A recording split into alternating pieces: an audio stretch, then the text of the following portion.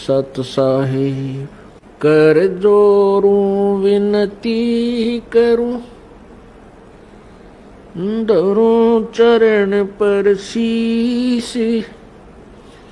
गुरु जी राम देवानंद जी महाराज ने दियो नाम बख्शीश। कोटि कोटि सिजदा करूं, कोटि कोटि प्रणाम। चरण कमल में राखियो, मैं बांधी जाम गुलाम।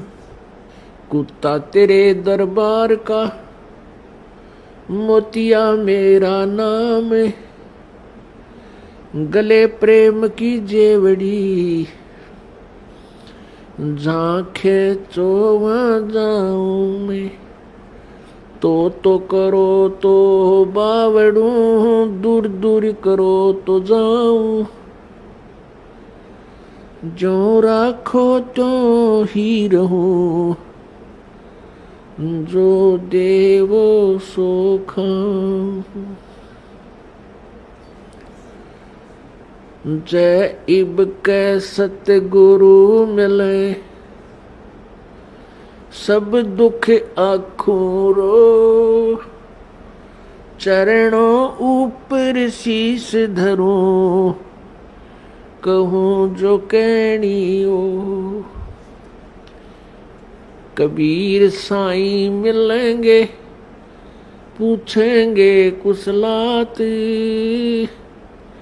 आद अंत की सब कहूँ, अपने दिल की बात। गुरु जी तुम ना भूलियो, चाहे लाख लोग मिल जाही।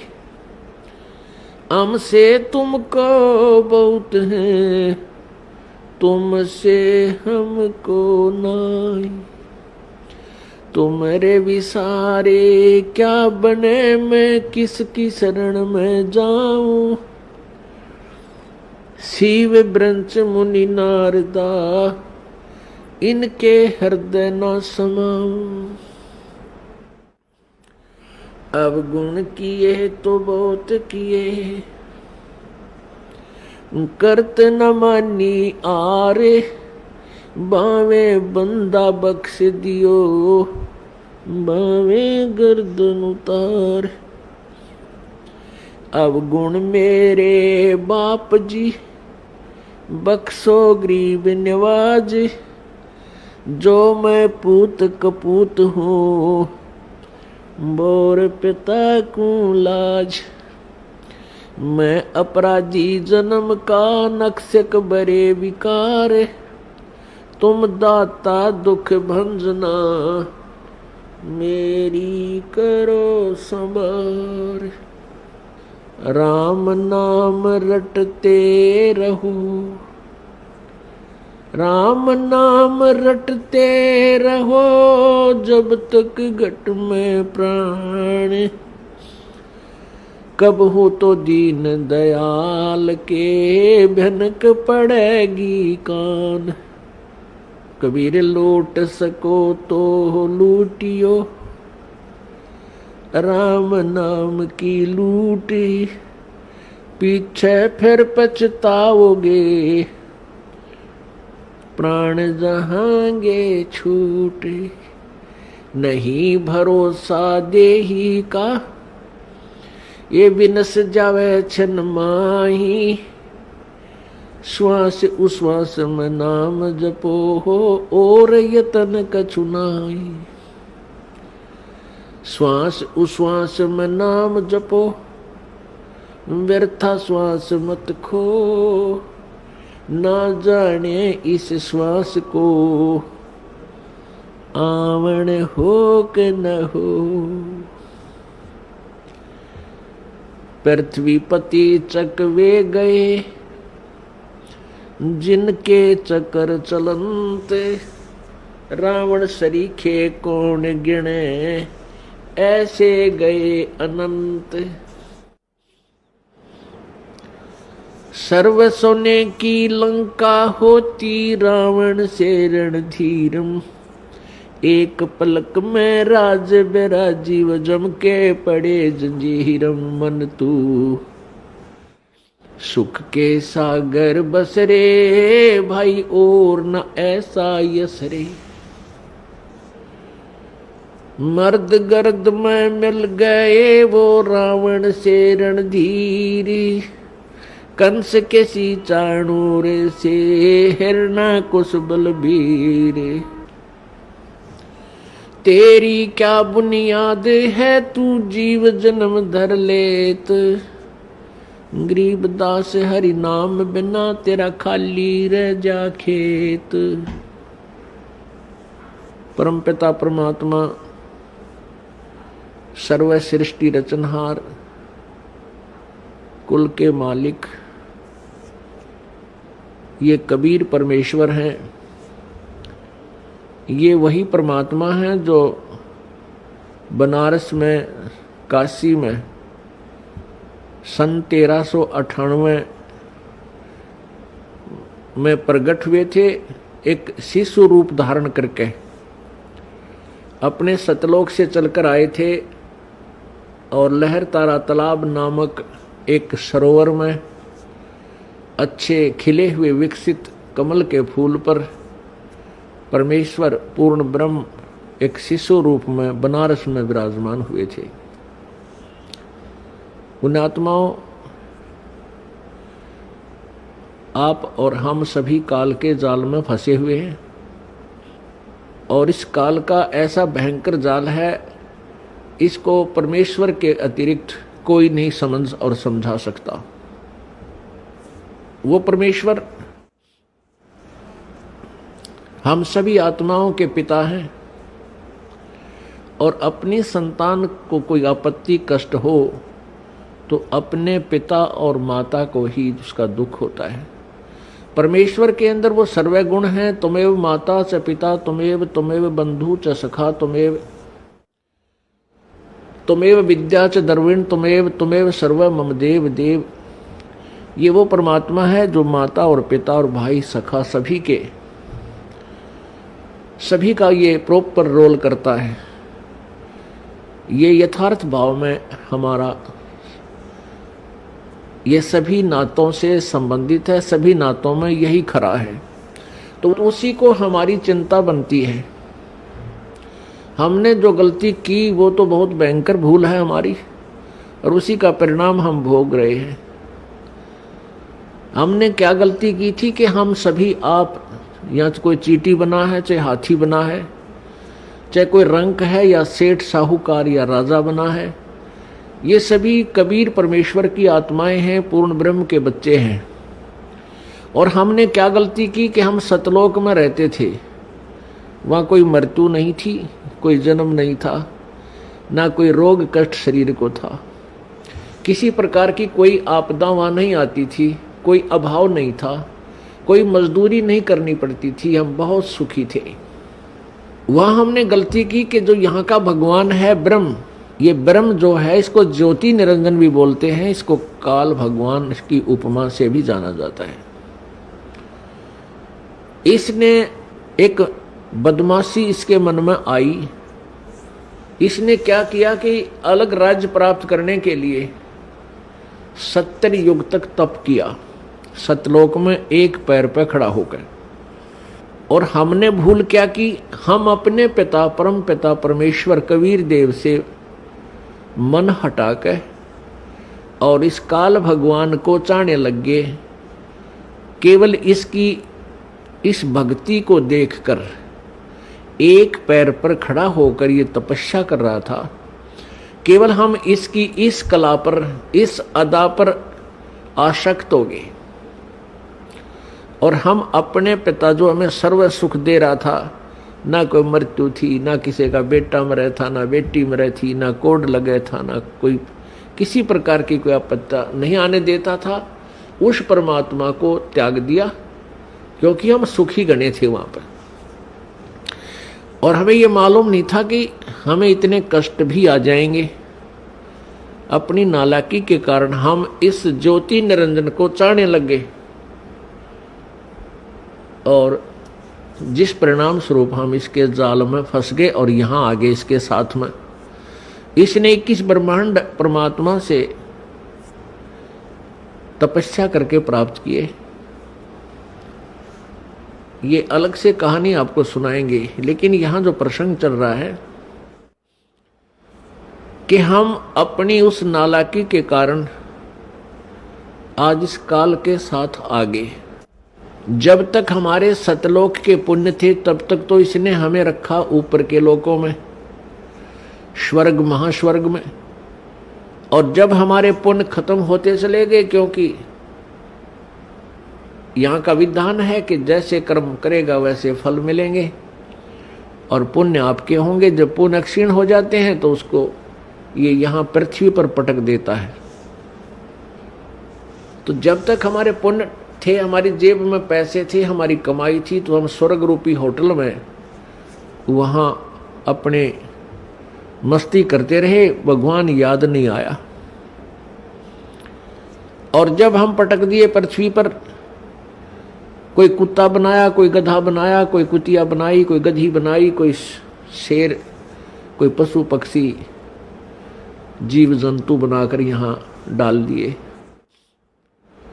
और जिनके कुछ पुण्य फिर भी शेष रहे उनको मानव शरीर दिया। मानव शरीर के अंदर आप देख रहे हो कोई भी प्राणी सुखी नहीं है। मानव शरीर तो हम सबसे उत्तम मानते हैं, अन्य प्राणियों का तो आप एस्टीमेट लगा लेना वो कितने सुखी होंगे, कुत्ते गधे सुअर। मानव शरीर में भी आप और हम बिल्कुल सुखी नहीं है। अब हम झूठे सुख को सुख मान बैठे। परमेश्वर कहते हैं झूठे सुख को सुख कहे ये मान रहा मन मोदे, ये सकल चबीना काल कहा, कुछ मुख में कुछ गोद। इस काल भगवान को श्राप लग गया, एक श्राप लगा हुआ है परमेश्वर की ओर से। इसने वहां एक भयंकर गलती की थी जिसके परिणाम स्वरूप इस काल को श्राप लगा हुआ है 1 लाख मानव शरीरधारी प्राणियों का नित आहार करने का। मानव शरीरधारी प्राणियों का 1 लाख का प्रतिदिन ये ग्रास करता है, आहार करता है, खाता है। इसके लिए इसने हम सभी को यहां रोक रखा है, जैसे कसाई बकरे पालता है। अब पुण्यात्माओं, ये परमेश्वर कबीर जी द्वारा दिया गया ये ज्ञान है, ये दास आपको व्याख्या कर रहा है और ये परमात्मा का बताया हुआ है। इस पर बहुत गहराई से सोचना, इसको केवल एक कथा मत समझना। ये 100% सत्य, ये सत्य कथा है, केवल इसको दंत कथा मत मान लेना। जितना भी आप इस ज्ञान को समझते चले जाओगे उतना ही आप गहराई से चिंतन करने में को विवश हो जाओगे। अब जैसे कसाई बकरे पालता है, उन बकरों के लिए वो बहुत व्यवस्था करता है, उनको चारा चराता है, उनको पानी पिलाता है, गर्मी सर्दी से बचाता है, उसके ऊपर कोई छान डाल देता है, कोई शेड बनाता है। तो अबोध बकरे बकरियां उस कसाई को अपना एक अच्छा मालिक मानते हैं, दयालु मालिक मानते हैं। किस दृष्टिकोण से कि ये हमारी कितनी केयर टेक करता है, कितनी देखभाल कर रहा है, पानी पिलाता है, चारा चराता है, तालाब बना रखा है, किधर चरागा बना रखे हैं, चारों तरफ बाड़ लगा रखी है, कोई हिंसक पशु आकर इनको खा ना जाए, रोक रखे हैं। अब वो इसी कारण से उस कसाई को अपना दयालु मालिक मानते हैं। और जब वो कसाई उन बकरों के उस बाड़े में जाता है, स्थान पर जाता है, तो बकरे उस मालिक को एक दयालु मालिक मानकर उस व्यक्ति को उसकी तरफ भाग लेते हैं प्यार देने के लिए। कोई उसके ऊपर पैर डालकर प्यार देना चाहता है, कोई जीभ से चाटता है, और वो कसाई उनको ऐसे हाथ पकड़कर देखता है और बकरे उसकी बाजू को अपनी जीभा से प्यार देते हैं, चाटते हैं जैसे बहुत लाड करया करें। और वो कसाई देख रहा होता है कि यू कितने किलो का बिकेगा, कितना मांस हो गया इनमें, वो ऐसे देखता उनको, और वो सोचते हैं कि ये हमारा दयालु मित्र में प्यार कर रहा है, हमारा मालिक है। पुण्यात्माओं, जैसे हम यहाँ देखते हैं कितनी विस्तृत भूमि है, इसके ऊपर कितने अच्छे बाग बगीचे, फलदार वृक्ष, काजू किस्में, सेब संतरे, और कितने अच्छे शीतल और स्वादिष्ट मधु जल की दरियां बह रही हैं। जमीन के नीचे कितना एयर कंडीशन ला रखा है, गर्मियों में ठंडा जल और सर्दियों में गर्म। अब और कितनी अच्छी हवा चल रही है, सूरज दिन रात बन रहे हैं, सूर्य उदय हो रहा है, अस्त हो रहा है। इस व्यवस्था को देखते हैं तो ऐसा लगता है जैसे ये तो भगवान ने पड़ा है, कितना अच्छा भगवान है, कितनी हमारी सुनियोजित, हमें कितना अच्छा आहार दिया है, कितना अच्छा हमारे रहने की व्यवस्था की है। और जब हम देखते हैं किसी का बेटा मर गया, किसी की बेटी मर गई, किसी का परिवार नाश हो गया, किसी का दो मर गए एक परिवार में, तो उस समय हमें कभी ये नहीं आता यूं क्यों हो रहा है, ये जुल्म क्यों हो रहा है, ये हमारी बुद्धि में कभी नहीं आया। अब आने लगा जो भगवान ने हमारी ये मोतियाबिंद का ऑपरेशन कर दिया। कबीर परमेश्वर जी के ज्ञान से, इस तत्व ज्ञान से हमारे जो अज्ञान रूपी मोतियाबिंद था आंखों पर, इसका ऑपरेशन हो गया। अब हमें स्पष्ट दिखाई देता है युग के कारण है यहाँ पर इतनी व्यवस्था करने का। जैसे कसाई ने अपने स्वार्थवश कितना परिश्रम कर रखा है और किस प्रकार बकरों को रोक रखा है, और शाम के समय वो ना देखता, जब भी ऑर्डर आ जाता है 10 बकरे चाहिए, बकरी चाहिए, वो छांट के ले जाता, वो ना देखता किसकी माँ है, किसका बेटा, किसकी बेटी, एक परिवार के 2 हैं एक, वो तो डंडा लेकर और निकाल लेता 20-30 इकट्ठे ही चल, और जाते ही कटवा के अपने पैसे गिन लेता है।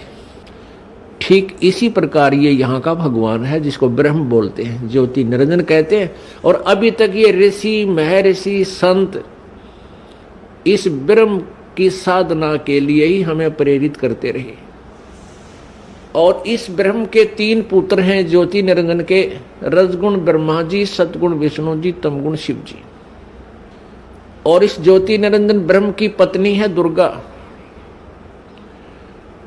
और श्री ब्रह्मा विष्णु महेश जी की ये माता है दुर्गा।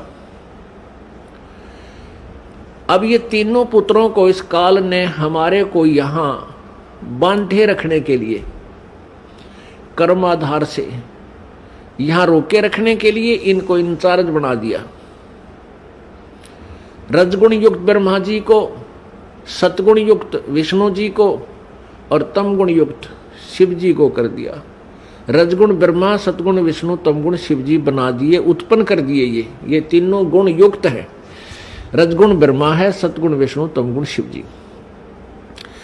अब इस एक ब्रह्मांड में 3 लोकों के ऊपर, एक पृथ्वी लोक, एक ऊपर स्वर्ग लोक और नीचे एक पाताल लोक, इन 3 लोकों पर एक एक विभाग के मंत्री बना दिया इनको।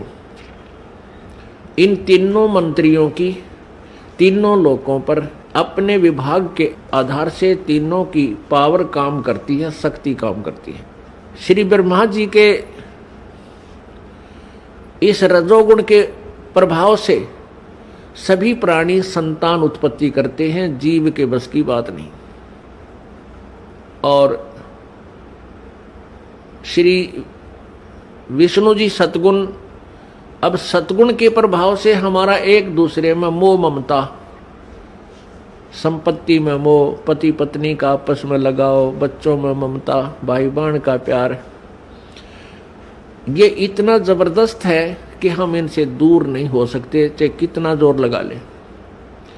और तीसरा तमोगुण है, जरा सी बात पर लट्ठम लट्ठा एक दूसरे ने मार डालें, कत्लेआम कर दें, ये भगवान शिव जी के अंदर सतोगुण है। उसका प्रभाव से हम ऐसा यहाँ सब कर रहे हैं। अब जैसे एक मकान में 3 कक्ष हैं या 4 कक्ष हैं और रसोई के अंदर छौंक लगा मिर्चों का। रसोई के अंदर तो वो मूल वस्तु है, मिर्च है, छौंक है, और उसका निराकार शक्ति ने जाकर अन्य कक्षों में बैठे व्यक्तियों को भी प्रभावित कर दिया और उनको भी छींकें आने लग गई। उनके बस की बात नहीं उन छींकों ने वह रोक दे।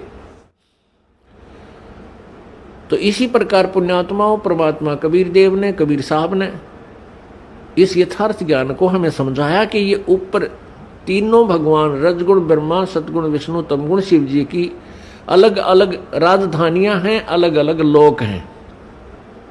वो अपनी राजधानी में बैठकर, अपने लोक में बैठ करके वहां से सबको कंट्रोल करते हैं और उनके शरीर से निकल रही वो निराकार शक्ति, जैसे ब्रह्मा जी से रजगुण शक्ति और विष्णु जी से सतगुण और शिव जी से तमगुण, वो शक्ति, वो जैसे छौंक वाली निराकार जो प्रभाव शक्ति, उनकी वो आकर के हम सभी 3 लोक के प्राणियों को अपने हिसाब से प्रभावित किए हुए। हमारे बस की बात नहीं, ये जीव के बस की बात नहीं। इसके लिए ये ऐसा क्यों किया है कि काल को 1 लाख मानव शरीरधारी प्राणी प्रतिदिन खाने को चाहिए और उसके कारण हम यहाँ संतान उत्पत्ति करते हैं। प्रत्येक प्राणी संतान उत्पत्ति करता है और फिर ममता आपस में, आपने देखी होगी बंदरिया अपने बच्चे को सीने से लगाए फिरती है। चिड़िया देखी होगी आपने, ये पक्षी देखे हैं, अपने मुख में आहार लाते हैं कहीं से और घोंसले में बैठे अपने बच्चों को आकर खिलाते हैं। आप बाद में खाते हैं, पहले उनको छिकाकर फिर जाते हैं। कितना प्यार है। वो बच्चे कौन से उनके बुढ़ापे में उंगली पकड़ेंगे उन पक्षियों की। चल हम तने सोचा मैं एक बार बुढ़ापे में सेवा कर देंगे, बच्चे इसलिए हम पैदा कर रहे हैं, इनको इसलिए पाल रहे हैं, नहीं। बुढ़ापे में तो परमात्मा की भक्ति ही हमें सहारा देगी, तब जब वह बात बनेगी। अरे कलयुग के पुत्र तय तो अपने बेराजी सी सेवा करेंगे और कैसी कर रहे हैं ये आपको खूब विदित है। तो ये सब कारण क्या है? काल ने हमें यहाँ बाई फोर्स और धोखा देकर हमें यहाँ पर रखा हुआ है। अब ये कितना सुंदर शरीर हमें नजर आता है अपने शरीर की रक्षा के लिए, इसमें कोई बीमारी हो जाए या सर्दी से बचाने के लिए कितनी व्यवस्था करते हैं, और इसको बनाए रखने के लिए, जीवित रखने के लिए, इसी के लिए हम सारा दिन लगे रहें पेट भरने की खातिर। और ये क्या है? ये काल का सुनियोजित एक जाल है, षड्यंत्र है। उसके द्वारा दिया गया हमारे को मिट्टी का खिलौना है। बेटा और बेटी ये मिट्टी के खिलौने बनाकर हमारे को दे दिए और हम इनको अपना इन्हीं में उलझे हुए हैं। कल को पुत्र की मृत्यु हो जाती है, अपने हाथों फूंक आते हैं, राख बन जाती है, उसकी शकल सूरत भी पहचान में नहीं आती है, कौन था, कहाँ गया। तो ये धोखा नहीं तो क्या है? ठीक है, पुत्र नाम रहे, हम खुश रहते हैं, लेकिन ये हो रहा है, सबको मालूम है। पुत्री मर जाती है, पत्नी मर जाती है, पति मर जाता है, माता पिता की मृत्यु होती है, कहाँ गए? वो राख बन जाती है। तो ये कैसा हमारे साथ धोखा किया इसने? हमारी इतनी बुद्धि छोड़ रखी है इस काल भगवान ने। जैसे भैंस का बच्चा मर जाता है, व्यापारी लोग क्या करते हैं, उस बच्चे के ऊपर की चाम को उतार लेते हैं, उतरवा लेते हैं किसी बनाने वाले से, और उसमें भूस भरवा देते हैं और ऊपर से सिलाई करके एक पूछड़ लटकती रह जाती है उसकी दूम, और उसको उस भैंस के सामने लाकर टांग देते हैं। वह भैंस उसको अपना बच्चा मानती है और उसको उठाकर जब चलता है तो वह भैंस उसके पीछे पीछे ऐ करती हुई और भागती रहती है। जहां उसको रख देता है वहीं खड़ी हो जाती है। अब उसको ये नहीं पता इसमें क्या है, ये तेरा बच्चा नहीं है। इतनी बुद्धि हम सबकी यहाँ काल भगवान ने छोड़ रखी है, और हम इन नकली साजबाज को, इस अपनी कार और कोठियों को, पुत्र पुत्रियों को, बेटा बेटियों को, और पति पत्नी को, माता पिता को, हम ओरिजिनल मान के इनमें इतना लगाव बना बैठते हैं। पुण्यात्माओं, कहने का भाव ये है कि पहले हमने इस काल के इस षड्यंत्र को समझना होगा। फिर षड्यंत्र समझ में आने के बाद फिर क्या है कि जैसे यहाँ कोई भी आपका बेटा है, बेटी है, माता है, पिता, बहन, भाई है, ये सभी अपने हैं। चाहे कोई रिश्तेदार है या बाहर वैसे कोई प्राणी है, दूर देश का है, गांव का है, कोई भी प्राणी है, ये सब अपने ही हैं। हम एक पिता की संतान हैं। अब हम यहाँ काल के जाल में फंस गए, और यहाँ की जो मर्यादा, यहाँ की व्यवस्था, यहाँ का नियम कानून ऐसा है, तो फिर हमने अपने बच्चों को, भाइयों को, बहनों को, मित्रों को, जो भी हमारे संपर्क में आवे, उनको सबसे बड़ा उनका उपकार ये है कि उनको इस काल के जाल से परिचित करावें। और फिर आपके बेटे हैं, बेटी हैं, आपके भाई हैं, बहन हैं, माता पिता हैं,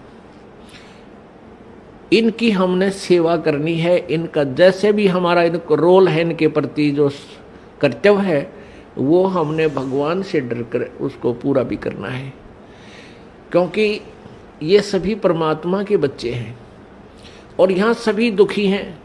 अब जैसे माता पिता जो बूढ़े हो जाते हैं, असहाय हो जाते हैं, अब उनकी सेवा करना आपका परम कर्तव्य बना है।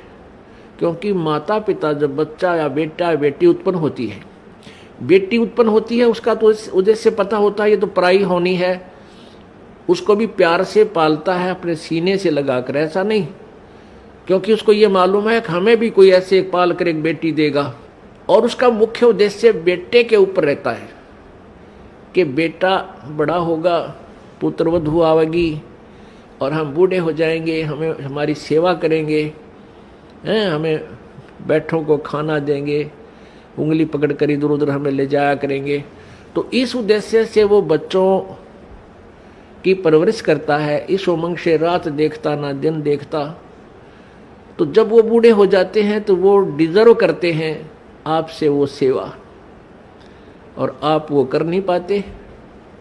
क्यों नहीं कर पाते? क्योंकि आपको ये नहीं मालूम कि हम यहाँ भयंकर जाल में फंसे हुए हैं, और परमात्मा ने जो हमें यहाँ कर्तव्य दिया है उसको ना निभाकर भी हम दोषी बन रहे हैं, पाप के भागी बन रहे हैं, और काल तो हमसे पाप करवाता रहता है ताकि ये मेरे जाल में फंसे रहें। तो हमने परमात्मा के विधान से परिचित होकर इन सब नातों का जो भी आपकी भूमिका है, जो भी आपका रोल दिया है, उसको निभाना है। बच्चों का पालन पोषण भी आपने बड़ी प्यार से करना है, ऐसे ढंग से करना है कि मालिक के बच्चे हैं और माता पिता भी मालिक के बच्चे हैं। आपकी ड्यूटी है बुढ़ापे में इनकी सेवा करना, इनको प्यार दे। बूढ़ा आदमी प्यार का भूखा होता है, प्यार तो बोल पड़े बस उसने, वो भूखा भी रह जाएगा। उसको पता है कि तेरी सटेज ऐसी होगी, जो मिल जाए वो खा ले, चुप करके नखरे मत करे। और नहीं करते हैं जो समझदार होते हैं, तो उनको प्यार से ही बोल पड़ो, इतना ही काफ़ी होता है। कोई वस्तु की चाह करते हैं तो तुरंत हाँ अवश्य करेंगे, माता पिताजी अभी करते हैं, चाहे 2 दिन लेट भी हो जाए पर बोला राजी, इतने में खुश हो जाया करें। और जब बच्चे हैं आपके, तो बच्चों का भी आपने पालन पोषण करना इस दृष्टिकोण से चाहिए कि तेरे ये भगवान के बालक हैं, उस सच्चे मालिक के बच्चे हैं, और हमारी ड्यूटी दे दी, हम इनके सेवक हैं। जैसे एक नौकरानी रखी जाती है,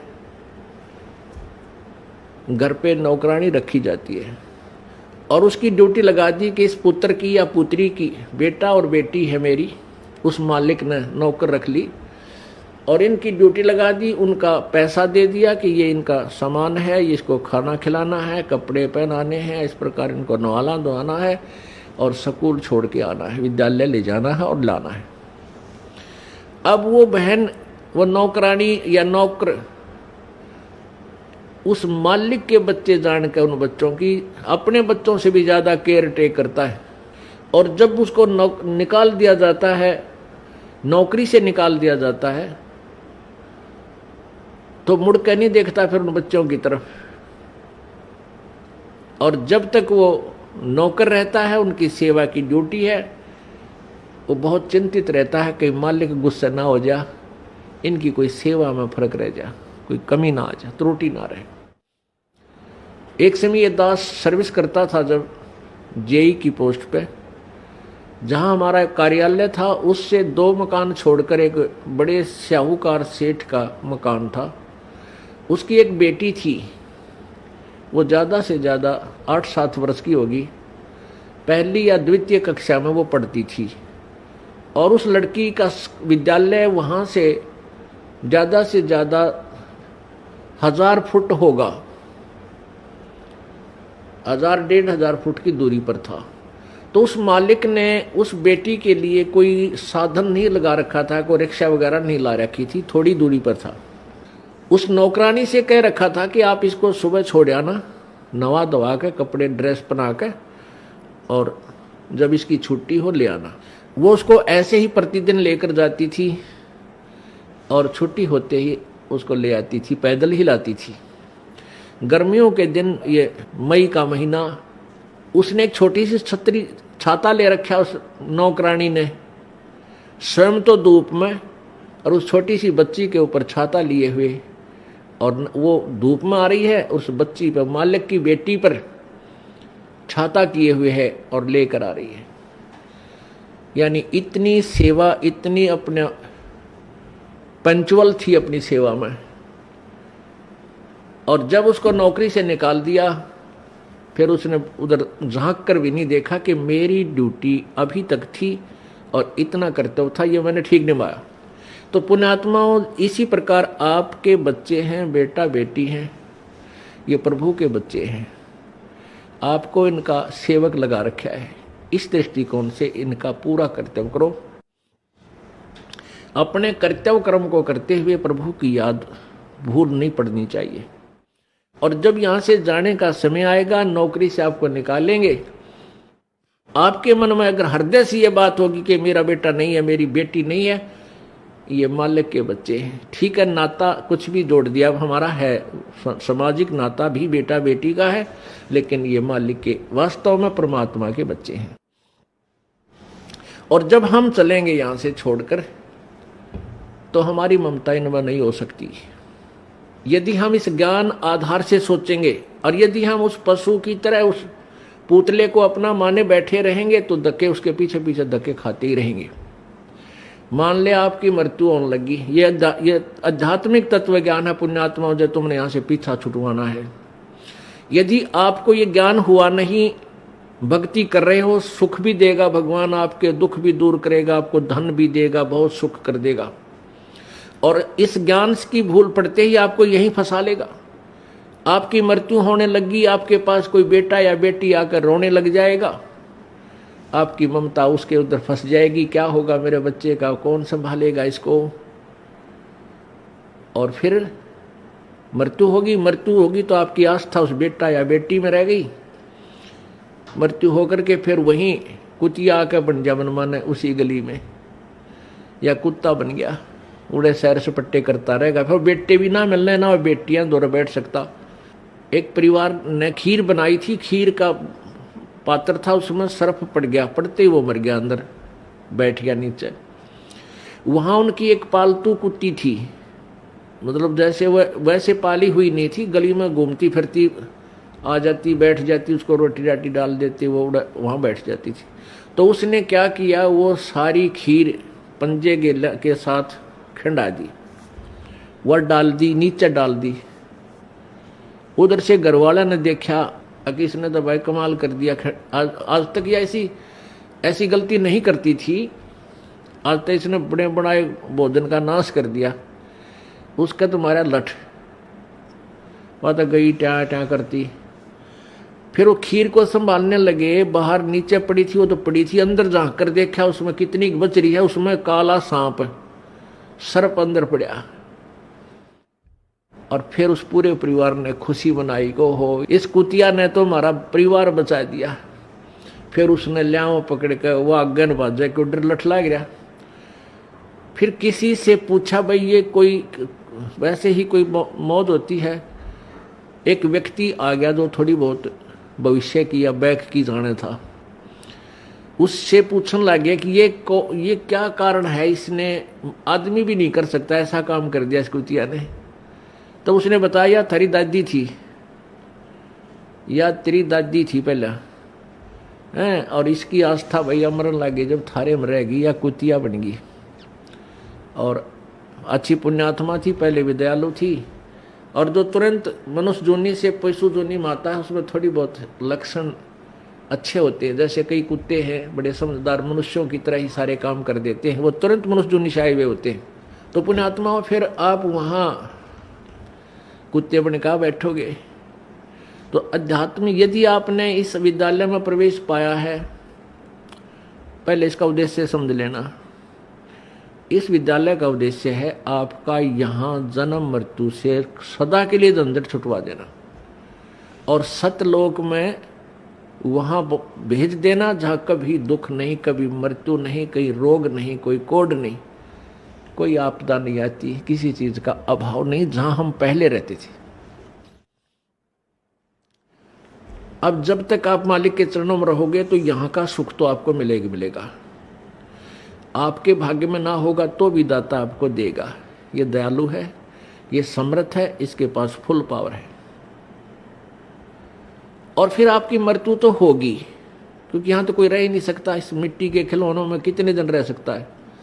हजार वर्ष तक भी जीवित रह कर देख लिया ऋषियों ने अपनी अटकलों से, आखिर में फिर मृत्यु हुई। यहाँ तो मृत्यु होगी। वो दिन तो डेफिनेटली आओगा जिस दिन आपने यहाँ छोड़ना ही पड़ेगा, चाहे कितना काम रह रहा हो। आज जो स्थिति आपकी है, यदि आप इसको अभी से सेट करके चलोगे कि परमात्मा आपकी इच्छा कभी ले चलियो, यदि आपने मोक्ष उद्देश्य रखना है, उसमें फिर अग्रम अग्रम नहीं रखनी कि यू काम रह गया, ऐसा नहीं हुआ, भगवान इतना और हो जाता फिर काम बड़े नहीं। चाहे कभी कहे परमात्मा, चालन की तैयारी करनी पड़ेगी आपने। तो आपने यहां से तो जाना ही पड़ेगा। यदि आप श्रद्धा नहीं हटाओगे, यहां से आस्था नहीं हटाओगे, तो भी मृत्यु होगी, तो यहीं आ जाओगे। इस ज्ञान को आधार बना के और परमात्मा को साक्षी रख के जब भी चालन की तैयारी आवे, किसी समय आ जा, सहर्ष चल पड़े कि कभी ना कभी तो पीछा यहां से छुटवाना ही पड़ेगा। मान लीजिए आप परमात्मा के मार्ग पर लगे हुए हो और आपके साथ कोई ऐसी घटना, वैसे तो मालिक घटना नहीं देता जल्दी सी, वो भी आपकी कोई त्रुटि होगी या परमात्मा की कोई और रजा होगी, उसमें वो आपके हित में ही होगी। जैसे जिसको हम अकाल मौत कहते हैं, तो यहाँ पहले तो अकाल मौत आपकी होगी नहीं, और होगी तो घनी आपके ऊपर मेहर होगी, कोई विशेष कृपा होगी, या आपका नाम टूट चुका हो। प्रथम तो अकाल मृत्यु होगी नहीं इस मालिक के चरणों माने के बाद। इसके हाथ में है मासा घटे ना चल बढ़े, विधना लिखे जो लेख, और सच्चा सतगुरु मेट कर ऊपर मार दे मेघ। ये वो परमात्मा है जिस लिखे हुए लेख को, प्रारब्ध को कोई भी चेंज नहीं कर सकता। ये परमेश्वर कबीर देव उसको चेंज कर सकता है, उस भाग्य को बदल सकता है। तो ये तो उसके साथ होगा जो हृदय से, तन मन धन से कोई मर्यादा भंग नहीं करता है, प्रभु के चरणों में लगा हुआ है।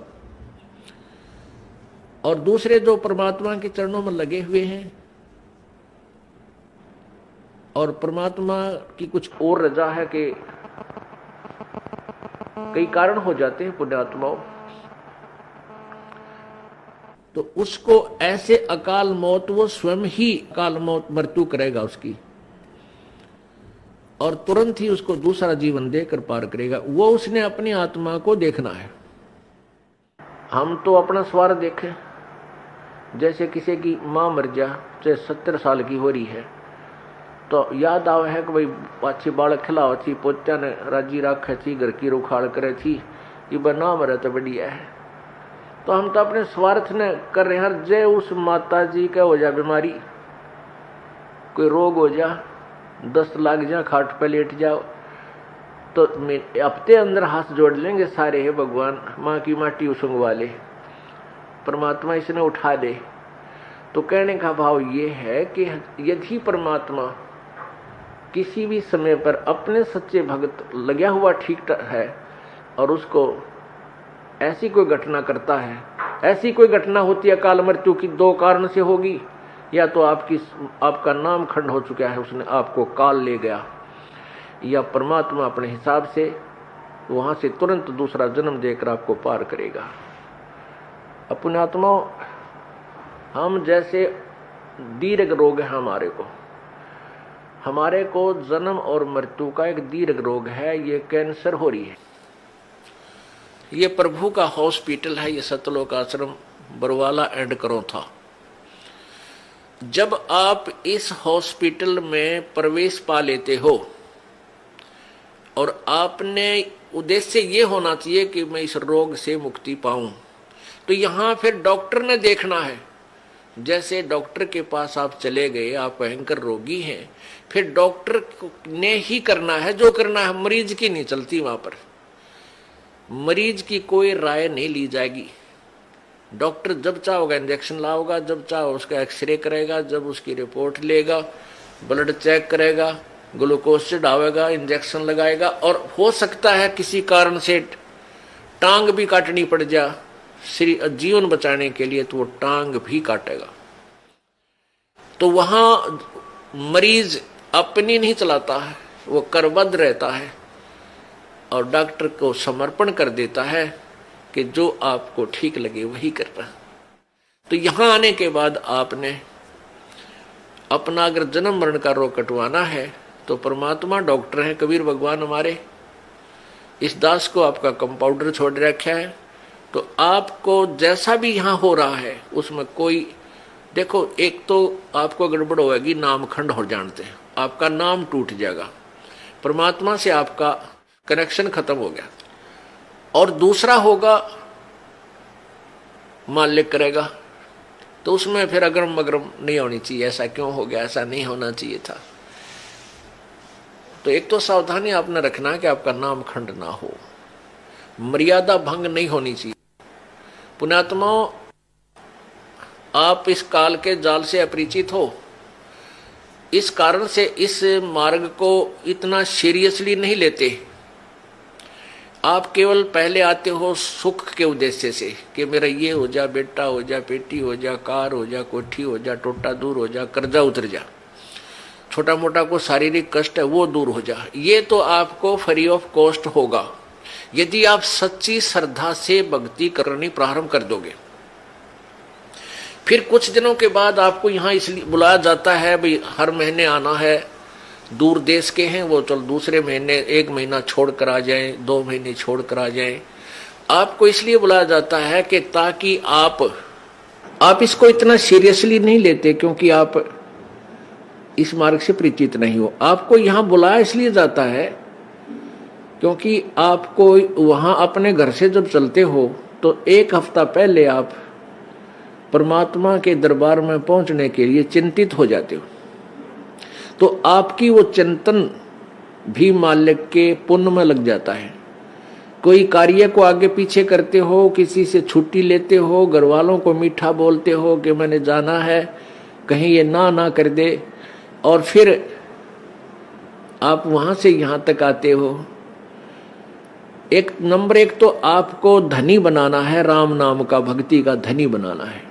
परमात्मा का विधान है, संत मिलन को चालिए तज माया अभिमाने, जो जो कदम आगे रखे ओहे यज्ञ समाने। क्या बताते हैं परमात्मा, अपना विधान बाप ही बता रहे हैं कबीर जी कि संत मिलन को चालिए। जब सतगुरु के दर्शनार्थ आप चलते हो, अभिमान तज माया अभिमान, किसी प्रकार का भी आप में अभिमान नहीं होना चाहिए, ना धन का हो, ना पद और पोस्ट का हो, किसी प्रकार का नहीं हो। जैसे एक रोगी व्यक्ति जिसको पता लग गया कि तेरी जान जाने वाली है और वो डॉक्टर के पास जाता है, चाहे वो कितना बड़ा अधिकारी है और कितना पैसे वाला है, वहां वो अपनी उस पोस्ट और पैसे को नहीं आगे रखता, उसका दिखावा नहीं करता, अपनी जान बचाना चाहता है। डॉक्टर जहां कहता वहीं लेट जाता है, कपड़े उतारने को कहता तुरंत उतार देता है, कोई रिपोर्ट करवाने के लिए संकेत करता है, लिख कर देता, तुरंत उठकर चला जाता है। तो पुण्यात्मा सच्चे दरबार में जब भगत आवे, उसका दृष्टिकोण, उसका उद्देश्य, उसका भाव ऐसा होना चाहिए जैसे सीरियस रोगी, सीरियस पेशेंट और हॉस्पिटल में जाता है, उसमें कोई नखरा नहीं होता। ऐसे जब आप सच्चे दरबार में आओगे, आपको कितना पुण्य मिलेगा कि जहां से आप चले हो यहां तक आने के जितने भी आपके कदम, यानी जितने कदम बनते हैं, इतने यज्ञ के तुल्य आपको पुण्य मिलेगा। मिलेगा उसको जो यानी निष्कपट भाव से आता है और निर्भिमान होकर आता है, जैसे रोगी जाता है हॉस्पिटल में। तो यहां आपको बुलाने का उद्देश्य ये है, नंबर 1 तो आप धनी हो जाओगे, पुण्य बढ़ेंगे आपके, और जो पैसा आपका खर्च होता है यहां किराए पे आने जाने में, ये भी आपके पुण्य में लिखा जाएगा, आपके धर्म में लिखा जाता है, ये पुण्य हो रहा आपका। तो जितना भी आप यहां परमात्मा के चरणों में आओगे, आपका पुण्य बढ़ेगा। फिर आप यहां पर 5 यज्ञ होती हैं। एक यज्ञ है धर्म की, या भंडारा चला भगवान का दिन रात फ्री ऑफ कॉस्ट परमात्मा की तरफ से। यहां जो आप आते हो 10 रुपये, 50 रुपये, 100 रुपये जैसे भी दान पात्र में डालते हो, उसका फिर सामूहिक रूप से भंडारा होता है, कहीं आश्रम का विस्तार होता है, कोई पंखा आता है, कितने दरी बिछाण की मैट लेते हैं, लैट्रिन बाथरूम बनाए जाते हैं, कमरे बनाए जाते हैं, शेड लगाया जाता है। तो ये आपके पैसे इसका पुण्य हुआ और यहाँ आने वाली दुखी आत्माओं को चैन हुआ। अब कितने कैसे संसार से निकल कर आते हो आप, ट्रेन में आते हो, जेब कतरे साथ बैठे रहे, मन माने किरा के कर जा। घर से निकलते हो, कोई ठगी है, कोई चोर है, कोई किस तरह का है। व्यापार में भी इस तरह के ना जाने कितने निकम्मे आदमी, या व्यवसाय में अपने कार्य में कितने निकम्मे टाइप के आदमी आपके साथ खसने को तैयार रहते हैं। और ऊपर से फिर आपके ऊपर ये इतनी आपदाएं, कोई रोगी है, किसी को कोई भूत सता रहा है, किसी का पितर रुष्ट है, किसी का देवता रुष रहा है, और ना जाने कितने रोग कोड आपके लगे हुए। और वो प्राणी यहाँ आता है, उसको आते ही गर्म पानी मिला है नहाने के लिए, गरम गरम चाय तैयार मिला है, अपना बैटरी सी चार्ज हो जाती है इसकी, और फिर बिछे बिछाए मैट मिले, रजाई मिले भगवान के बच्चों को। और फिर आपको यहाँ अमृत ज्ञान सुनाया जाता है रात्रि के समय, सर्दी का मौसम, ये दिसंबर और जनवरी का महीना, इसमें ओढ़ कर रजाई शाम के समय और बैठे मालिक का ज्ञान सुने, परमात्मा का प्रसाद छक के, और अपना कितनी आत्मा प्रसन्न होती है। आधा दुख तो यही बोल लेता प्राणी। तो यहाँ पर कौन आता है? यहाँ कोई खाना खाने नहीं आता, यहाँ को रात्रि को सोने के लिए नहीं आता, यहाँ तो परमात्मा के लिए वो प्यारी आत्मा आती है जो परमात्मा के अंश हैं, जो पिछले जन्मों से उनके चरणों में कहीं ना कहीं किसी ना किसी रूप में वो उनके साथ रहे हैं। अब वो पार हो नहीं पाया, भटक रहे हैं, उनको फिर परमात्मा अपने बच्चों को इकट्ठा कर रहा है किसी ना किसी माध्यम से, कोई टीवी से, चैनल से, या किसी पुस्तक से, या किसी मित्र से, रिश्तेदार से, भाई बहन से अपना संदेश भिजवा कर इनको फिर शरण में ले रहा है। तो ऐसी प्यारी आत्मा जो परमात्मा के बच्चे यहाँ आते हैं और इनके लिए जो सेवा होती है, ये धर्म यज्ञ है। बहन जी नमस्कार। नमस्ते। जी क्या नाम है आपका? रूपाली पाटिल। रूपाली जी कहाँ से आए हैं आप? पुणे, महाराष्ट्र, पुणे से। जी क्या करते हैं? मैं अभी तो हाउस वाइफ हूँ, लेकिन मैंने ग्रेजुएशन किया है मराठी स्पेशल में। संत रामपाल जी महाराज से कब जुड़े आप? 2004 में हम संत रामपाल जी महाराज जी से जुड़े। संत रामपाल जी महाराज से नाम दीक्षा लेने से पहले क्या आप कोई भक्ति साधना करते थे?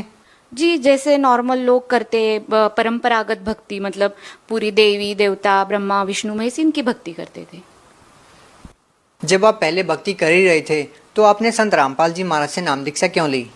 मतलब मुझे ऐसे लगा कि उनका ज्ञान मैंने थोड़ा समझा, उनकी बुक पढ़ी, और सबसे पहले ये इंसिडेंस हुआ कि मेरे हस्बैंड ने, मेरे पति, वो दीक्षा लेकर आए। फिर उन दीक्षा लेकर आए तो मैंने उनको लिया कि क्या गुरु दीक्षा लिया आपने, कौन से भगवान है, क्या है? बोलते नहीं मुझे इतना पता नहीं, मैंने दीक्षा ले ली। और फिर उन्होंने मुझे नियम बताए, और वो जो नियम थे कि कोई नशा, मतलब क्या, ड्रिंकिंग नहीं, दारू नहीं, बीड़ी नहीं, सिगारेट नहीं, तंबाकू नहीं, मांस नहीं, व्यभिचार नहीं, चोरी नहीं, ठगी नहीं।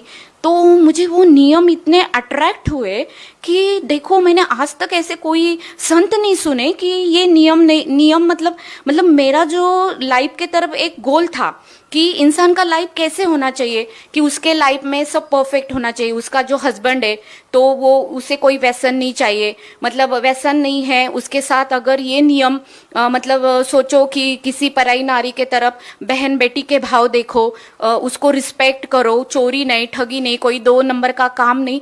मैंने बोला मुझे पहले से, वैसे मैं सोशल इसमें ना, सोशल जो इशू होते उसमें पहले से बचपन से मुझे इंटरेस्ट था कि अपना समाज कैसे होना चाहिए, जो भी एक होता है अच्छा समाज होना चाहिए, बुराई नहीं होनी चाहिए, कुरीतियां नहीं होने चाहिए। और संत रामपाल जी महाराज के नियम पढ़ के मुझे बहुत खुशी हुई, अच्छा लगा। ज्ञान तो मैंने सोचा इतना मैंने सुना नहीं था, लेकिन तब तक उनका नियम सुन के मुझे अट्रैक्शन हुआ और मैंने बोला चलो बहुत अच्छा काम किया। और मुझे क्यों और अच्छा लगा कि उसमें जो था ड्रिंकिंग का, मतलब कोई ड्रिंकिंग नहीं करना।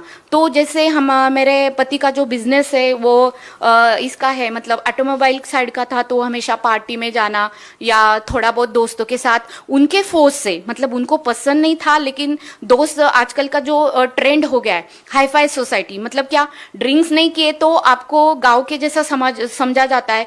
तो उस प्रेशर से वो ड्रिंक करते थे कभी कभी। तो घर में आके हमारा झगड़ा होता था कि मैं बोलती थी क्यों, मुझे पसंद नहीं है, आप क्यों करते हो, और क्यों दोस्तों का सुनते, मेरा सुनो, घर में एक साथ रहना है। और ये कोई अच्छी चीज नहीं है कि आप किसी के प्रेशर में आके ड्रिंक्स करना। सिर्फ सोसाइटी एक अपना एक जो स्टेटस है वो लेवल के लिए आप ड्रिंक क्यों करना है। मैंने बोला हमारा हमेशा का ये प्रॉब्लम था, सब कुछ अच्छा था, वो मुझे रिस्पेक्ट करते, सब कुछ फैमिली सब कुछ अच्छा था, लेकिन मुझे ये जो उनका गुण था कि कभी कभी ड्रिंक्स करने का, वो बिल्कुल पसंद नहीं था। और जैसी उन्होंने दीक्षा ली तो सोचो मेरा वो पूरा टेंशन ही फिनिश हो गया। देखिए जैसा कि आप बता रहे हैं कि आपने नियम पढ़े जिसमें लिखा हुआ था कि नशा नहीं करना, व्यसन नहीं करना, किसी की तरफ बुरी नज़र से नहीं देखना। जब हम देखते हैं समाज में या अन्य संतों को जब हम देखते हैं तो सभी संत यही नियम बताते हैं, लेकिन जब हम ग्राउंड लेवल पे देखते हैं तो क्या वास्तव में ये चीज़ें फॉलो होती है? जी, मैंने तो जितने मैं अभी महाराष्ट्र पुणे से हूँ, या बचपन से लेके महाराष्ट्र में, मतलब पहले जलगांव से लेके पुणे तक मेरा जो जर्नी हुआ है, तो मैंने तो देखे, मैंने संत बताते हैं, लेकिन आज तक मैंने कोई भी उनके अनुयायी, जैसे अदर संत है, जैसे बहुत सारे हैं अभी जो गुरु है, उनके कोई भी अनुयायी ये नियम फॉलो बिल्कुल नहीं करते। वो ओनली क्या बोलते हैं उनके, मैंने तो ये भी देखा है कि उनके गुरुजी जो होते हैं दूसरे, जो संत रामपाल जी महाराज को छोड़ के जो आज इस धरती पे जितने भी गुरु है वो सब बताते, ठीक है भाई, थोड़ा बहुत कर लो, आ जाओ दीक्षा ले लो, थोड़ा बहुत कर लो, जब मन होगा डाल दो। लेकिन मुझे ये पसंद नहीं था, और मैंने भी खुद ने देखा कि कोई फॉलो नहीं करता है। आप एक शिक्षित महिला हैं, आपने बताया कि आपके पति ड्रिंक करते थे, आपको वो बिल्कुल अच्छा नहीं लगता था और आपके झगड़े होते थे। लेकिन उन महिलाओं की बात की जाए जो बहुत ही गरीब है, निचले तबके से आती हैं, उनके पति जब इस तरह के नशे करते हैं तो आप सोच सकते हैं कि उनके परिवार के भरण पोषण के लिए जो कमाई होती है उसका बहुत सारा हिस्सा वो नशा करने में लगा देते हैं। तो उनके घरों में कितने झगड़े हो सकते हैं, इस बात का अंदाजा आप बखूबी लगा सकते हैं। आप उन महिलाओं के लिए क्या कहना चाहेंगे जिनके पति बहुत ज़्यादा नशा करते हैं और बहुत सारी बुराइयों में लगे हुए हैं? हाँ नहीं, उन महिलाओं के लिए तो मैं कह सकती हूँ, देखो आज तक सरकार ने तो कितने सारे नियम निकाले कि दारूबंदी कर दो, यहाँ ये कर दो, और लेकिन हमने जैसे सोचा, पेपर में देखते हैं, न्यूज़पेपर में पढ़ते हैं, टीवी में पढ़ते, ओनली नियम सिर्फ है ना फॉलो करने के लिए नहीं है, वो नियम सिर्फ कागजों पे है। ये योजना निकाली, वो योजना, एक मोर्चा निकाला, पैसे देके भी मैंने फॉलो किया है। मैं सोशल वर्क में मुझे इंटरेस्ट था, मैंने देखा है पहले कि लोग सिर्फ नियम है ना ये करते क्या करते हैं, सिर्फ बनाते हैं, लेकिन उसका वो जो अवलंबन मतलब जो करना है वो कुछ भी उसका 0% है, कुछ भी आज तक। तो फिर अब तक तो फिर कितना समाज कब से ये चल रहा है, तो हम तो सुधर चुके होते। अभी जैसे कि आपने बहुत सारी बातें बताई, लेकिन लोगों को ये लगता है कि किसी संत से नाम दीक्षा ली जाए, संत से जुड़ा जाए तो उसको आर्थिक लाभ हो, शारीरिक लाभ हो, मानसिक लाभ हो, उसको आध्यात्मिक लाभ हो। हम आपसे पूछना चाहेंगे कि आपको संत रामपाल जी महाराज से नाम दीक्षा लेने के बाद आपको क्या क्या लाभ हुए हैं? जी, हमें तो इतने सारे लाभ हुए, अगर अभी हम गिनवाते बैठेंगे तो ये मेरा मतलब क्या बोलते हैं ना, ये दिन रात कम पड़ेगा। लेकिन जो स्पेशली थोड़े बहुत जो मुझे लाभ है, मैं थोड़ा ही आपको बताऊंगी। कि पहले सबसे पहले लाभ था तो मतलब मुझे खुद को ही डॉक्टर ने बोला कि आपको मतलब प्रॉब्लम है गले में, और जो मुझे एक यहाँ एक ऐसे गांठ हुई थी बड़ी, तो उन्होंने, मैंने जैसे ट्रीटमेंट स्पेशलिस्ट के पास गई तो उन्होंने बोला कि आपको शायद, हमें लग रहा है कि ये आपको कैंसर का ही है, और आप सुशिक्षित हो, पढ़े लिखे हो, ज्यादा देर मत करो, जो भी होगा मेडिकल प्रोसेस करो, और उसमें जो भी कोई आता है उस हिसाब से आपका ट्रीटमेंट करेंगे। फिर उन्होंने बताने के बाद जैसे हमने हमारे गुरुजी मतलब संत रामपाल जी महाराज, उनको प्रार्थना की, क्योंकि मैं तो नाम दीक्षा ले चुकी थी, मुझे विश्वास था, दृढ़ विश्वास नहीं मतलब दृढ़ विश्वास था, जो भी करेंगे तो मेरे गुरुजी करेंगे। और मैंने ना आज तक सुना था गुरुजी ये लाभ देते, गुरुजी आर्थिक लाभ, शारीरिक लाभ, आध्यात्मिक लाभ, सब लाभ देते। तो मैंने बोला अभी ना मैं खुद ही परीक्षा ले लेती हूँ, अभी तो मेरे ऊपर समय आया। तो मैंने अंतर आत्मा से प्रार्थना की, और प्रार्थना करने के बाद फिर गुरुजी को जैसे हमने बोला, मतलब आत्मा से, मैंने मुंह से नहीं बोला। और सोचो जैसे डॉक्टर ने बोला वो ट्रीटमेंट की, और मेरा जो रिजल्ट आया, मेरा जो रिपोर्ट आया, तो आप लोग हैरान हो जाओगे। मुझे कैंसर था, जब मुझे लगा कि अभी मेरी लाइफ थोड़ी है, ज्यादा लाइफ नहीं है, मेरी पैरों के नीचे की जमीन खिसक गई कि मैं भी क्या करूंगी। मुझे लगा मैं तो ठीक है, मैं मर गई तो मेरा बेटा है वो कैसे रहेगा, मेरा हस्बैंड तो शायद शादी कर लेगा, लेकिन मेरा क्या होगा। और मुझे तब लगा कि ये जिंदगी इतनी छोटी है, मुझे क्या करना था, और मैं कुछ भी कर नहीं सकूंगी। मैं परमात्मा को मतलब संत रामपाल जी महाराज को प्रार्थना किया, परमात्मा नहीं, मुझे अभी थोड़ा जीना है, मुझे लाइफ दे दो, मुझे इतना जल्दी नहीं मरना है, मेरे बेटे के लिए मुझे जीना है। और इतना चमत्कार हुआ। आप लोगों को चमत्कार लगेगा, आपकी भाषा में ये ऐसे लगेगा कि हम बोल रहे हैं, लेकिन नहीं, मैंने अनुभव किया है। जब खुद के ऊपर आता है ना, इंसान झूठ नहीं बोल सकता। मैं जो भी बोल रही हूँ एक शब्द सच बोल रही हूँ, क्योंकि मैंने जो 2 दिन जब तक मेरा रिपोर्ट नहीं आता, मैंने सहा है कि मृत्यु क्या होती है और जीना क्या होता है। और मेरे परमात्मा ने, गुरु जी ने, संत रामपाल जी महाराज ने इतना प्रार्थना हमने लगाने के बाद उनका ये आया, मतलब उनका मैसेज आया कि बेटा परमात्मा आपको दया करेंगे, आपके संत रामपाल जी महाराज आपके ऊपर दया करेंगे। और फिर हमने मेडिकल रिपोर्ट पाया शाम को, तो उसमें लिखा था कि मुझे सिर्फ ओनली वायरल इन्फेक्शन है। जो 4 डिसीज मुझे बताया था कि एक सर्वाइकल कैंसर, एक टीबी और 2 ऐसे थ्रोट के हिसाब से ही उन्होंने बताया था। और मुझे और क्यों लगा पता है क्या, तो मेरे साथ एक बात हुई। हमारे घर की हेरिडिटी ऐसी है, मेरे दादा को कैंसर था, मेरी जो ये है मतलब मेरे चाचा है वो खुद डॉक्टर थे, उनको तक कैंसर हुआ। और कैंसर मतलब वो लोग अर्ली एज मतलब कम एज में वो गुजर गए,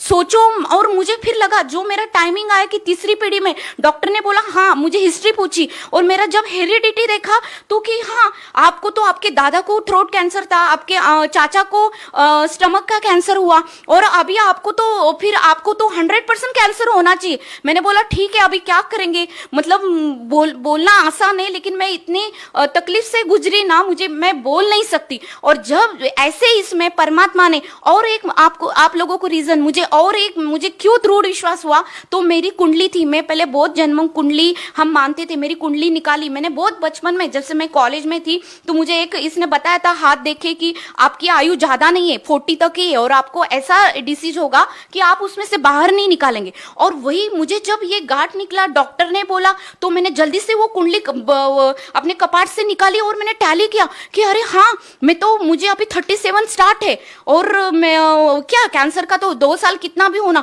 ये कोइंसिडेंस कैसे हो सकता है। इसीलिए ये सब देखे इतना, मतलब आप समझ सकते हैं ये कोई जादू मंत्र नहीं है। परमात्मा ने इतनी दया की कि इतने मेरे चांसेस 100% कैंसर के होने के बाद भी संत रामपाल जी महाराज ने मेरे ऊपर दया की। उनके मंत्र में, उनकी भक्ति में इतनी ताकत है कि मेरा कैंसर उन्होंने भगा दिया। जी भगत जी, मुझे और 2 लाभ ऐसे हुए कि एक तो इनके साथ इनका मुंबई एक्सप्रेस हाईवे पे एक्सीडेंट हुआ गाड़ी का, और इतना जबरदस्त एक्सीडेंट था, मतलब कंटेनर ने पीछे से 2 बार उनको डैश मारा। डैश मारने के बाद मतलब वो देखते हैं तो वो उन्होंने स्टीयरिंग पे सर रख दिया, और जैसे गुरुजी ने उनको नाम दीक्षा दी, वो मंत्र उन्होंने याद किया, फिर हम दोनों का फेस उनके सामने आया कि सोचो मेरा ये आखिरी वक्त है। और वो एक्सीडेंट से इंसान जब खुद पे गुजर जाती कि बस अभी मेरा सब फिनिश हो गया, तो उस हिसाब से उन्होंने मेरा चेहरा, मेरे बेटे का चेहरा उनके आंखों के सामने आया, और उन्होंने जो गुरुजी ने हमें मंत्र एक दिया, लास्ट में उन्होंने वो एक मंत्र जाप किया और स्टीयरिंग पे अपना सर रख दिया। और बाद में चमत्कार की देखते हैं कि वो बोलते मैं 5 मिनट के बाद मैं कार आराम से चला रहा हूँ, फिर आराम से चला के फिर वो रुके नहीं, जल्दी से घर आ गए। फिर अगर हम सोचते थे फिर कैसे हुआ, तो उसके लिए एक प्रूफ था कि जैसे गाड़ी हमने आके मुझे बोला कि आप जल्दी से नीचे आ जाओ कि देखो मेरा एक्सीडेंट होगा। मैंने बोला पहले पूछा आप कैसे हो, बोलते नहीं मैं ठीक हूँ। फिर देखते हैं तो गाड़ी पूरे पीछे से चिप हुई थी, सब बोल रहे थे वाइबल होके वो पलटी हो सकती थी, कुछ भी हो सकता, लेकिन ऐसे हुआ कि परमात्मा ने उन्हें साक्षात बचा लिया। फिर हमें पता चला कि भगवान क्या है। और दूसरा एक लाभ मेरे बेटे के सामने, वो बेंगलोर में पढ़ने के लिए है, तो जैसे घर से दूर था, डॉक्टर ने बोला उसको चिकन पॉक्स निकला, और फिर वो रोने लगा कि मम्मा मैं अभी क्या करूंगा, चिकन पॉक्स निकले मुझे, और अभी मेरा 1 महीना पूरा मेरा स्टडी ब्रेक हो जाएगा और मैं ये नहीं कर पाऊंगा। तो फिर हमने बोला ठीक है कोई बात नहीं, अपन प्रार्थना करेंगे परमात्मा से। आश्रम में प्रार्थना की कि देखो ऐसे हो गया मालिक, हम क्या करेंगे। तो प्रार्थना करने के बाद मालिक ने बोला कि जैसे जोत लगा दो। आपने उसको भी ध्यान आया कि मैंने जोत नहीं लगाई, और जैसे उसने इमीडिएटली जोत लगाई रात को 10:30-11 बजे, और सुबह देखते आप मतलब इतना चमत्कार की। हम भी इधर प्रार्थना की, उसने भी परमात्मा के आत्मा से प्रार्थना की, तो उसका चिकन पॉक्स पूरा गायब। तो हमने मेडिकली तो भी हमारा समाधान नहीं हुआ, तो हमने बोला प्लीज आप बेटा आप जाके डॉक्टर को एक बार कंफर्म कर लो कि सच में चिकन पॉक्स गायब हो गए। तो वो डॉक्टर के पास गया और डॉक्टर ने बोला कि जी हाँ, मैंने ही कल तुझे बोला था कि तुझे आया मैं मेडिसिन नहीं दूंगा, और आज मैं देख रहा हूं तो सच में ये तो परमेश्वर ही हो सकता है ये लाभ देने वाले। हम आपसे एक और प्रश्न पूछना चाहेंगे। संत रामपाल जी महाराज जी, उनसे जो भी नाम दीक्षा लेता है उनको बहुत सारे लाभ होते हैं। आपको भी संत रामपाल जी महाराज ने बहुत सारे लाभ दिए हैं। जो लोग बहुत सारी भयंकर बीमारियों से पीड़ित हैं और जिन लोगों को आर्थिक या मानसिक लाभ नहीं हो रहे हैं, उन लोगों को आप क्या कहना चाहेंगी? मुझे ये अपने सब भाई बहनों को एक ही संदेश देना है। मैं तो कोई ये नहीं कर सकती हूँ, मतलब संदेश देने जैसी मैं उतनी नहीं हूँ, लेकिन मैं प्रार्थना कर सकती हूँ सारी जगत को कि जिनको प्रॉब्लम है ना, आप आ जाओ, आप अनुभव करो, सत्संग सुनो, और एक्चुअली अपने जो ग्रंथ है, बुक है, उसमें क्या नॉलेज है। सबसे पहले हम सब शिक्षित है, हमें कोई हमारा ध्यान भटका नहीं सकता। आज तक हमने जो भी भक्ति की, एक परंपरागत भक्ति की, जो भी मनगढ़ंत सुनते आए, दादा परदादा उनकी भक्ति फॉलो करते आए, लेकिन हमने आज तक नहीं सोचा कि हम जो कर रहे हैं और ये क्यों हो रहा है। अभी हम बोलते हैं भगवान ये करता है वो करता है, हम तो आज तक जो परंपरागत ब्रह्मा विष्णु महेश जी ये सब भक्ति करते आए, लेकिन मिला क्या, फिर क्यों नहीं मिला, क्यों दुखों के पहाड़ हमारे ऊपर गिर रहे, क्यों दुखी है, किसी को कैंसर है, किसी को ये बीमारी, किसी को वो बीमारी, सब परेशान।